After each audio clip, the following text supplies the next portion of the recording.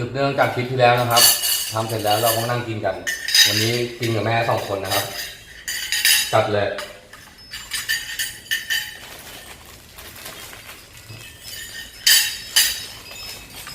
กินด้วยกันค่ะนี่นะครับตำเหลาหมึกตัวใหญ่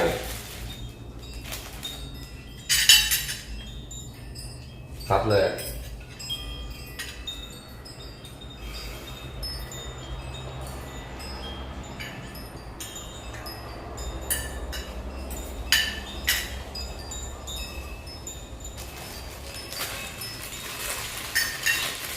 มีไก่ด้วยครับวันนี้ไก่ย่างเชียน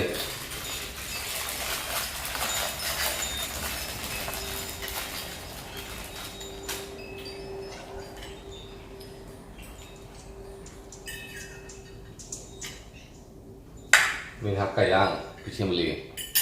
มีกระเทียมนะครับข้าวเหนียว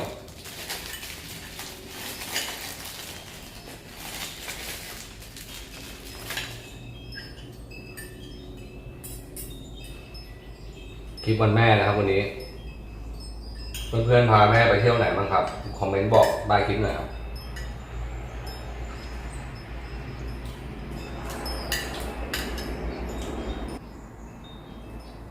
นี่นะครับขนมจีน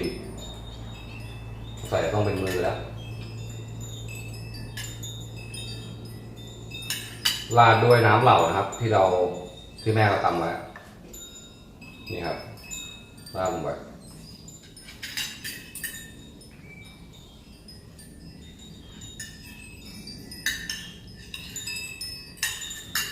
นี่ครับเสร็จแล้วก็ซัดเข้าเลย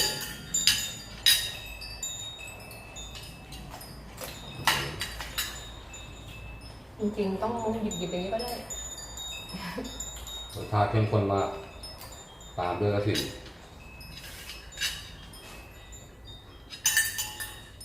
กินไปครับลุยไป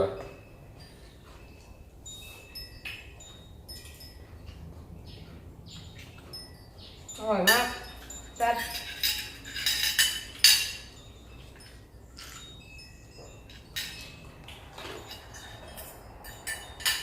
ช้อนนี้รู้สึกว่าตอนนี้จะเริ่มจะไม่มีความหมายนะครับสงสัยต้องเป็นมือเลือกไก่อันนี้ก็ต้องเอามือหยิบแล้วก็ซัดเข้าไปเลยนะครับ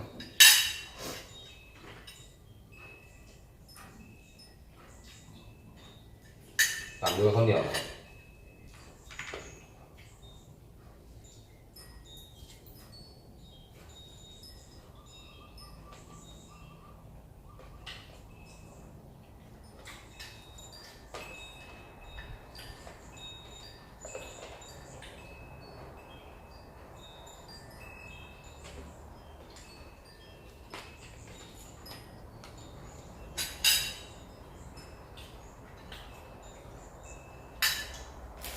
เดี๋ยวเรามาส่งท้ายคลิปนี้กันด้วยคำโตๆนะครับ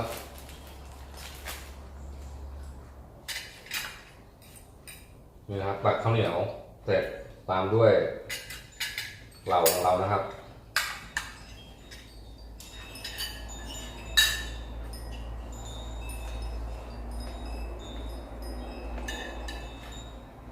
ตักข้าวเหนียวตามไปครับ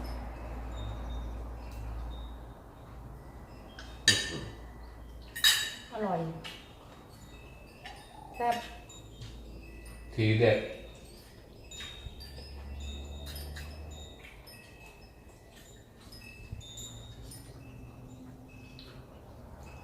ไม่จำเป็นต้องกินร้านหรูนะครับกินที่บ้านก็มีความสุขได้